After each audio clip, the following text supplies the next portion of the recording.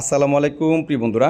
আজকে যে মডেলটা নিয়ে আসলাম এটা আসলে মূলত সেমফোনি একটা মডেল। তো সেমফোনি হইলেও এটার যে পার্টসগুলো ব্যবহার করছে, মানে যে চিপসেটগুলো ব্যবহার করছে, এগুলো সেম টু সেম আপনার স্যামসাং S03s যে পার্টস ব্যবহার করছে, সেম চিপসেট এগুলোতেও সিপিইউ এবং পাওয়ার এসি এগুলি ব্যবহার করছে।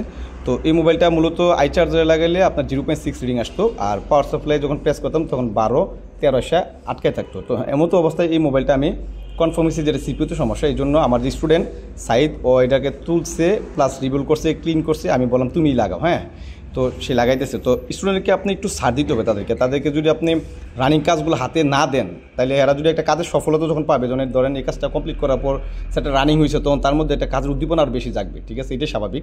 তো এই ক্ষেত্রে আপনার স্টুডেন্টকে খুব কাছ থেকে আপনার কাজটা শিখাতে হবে। আপনার একটা ট্রেনিং সেন্টারে 30 জন 40 জন একসাথে থাকে, এখানে আসলে থাকা কেউ কোনো দিন ট্রেনিং সেন্টারে কাজ শিখে কোনো দিন মানে কাজের উন্নতি করতে পারবে না। যেখানে আইসিটা কিন্তু লাগানো হয়ে গেছে। আর কাজ শিখতে হলে অবশ্যই আপনাকে যে কোনো সার্ভিস সেন্টার থেকে, যেখানে দোকান থেকে সরাসরি কাজ শিখবেন সবচেয়ে বেটার হবে। হ্যাঁ, আমার কাছে আসে না, যেখানেই করেন।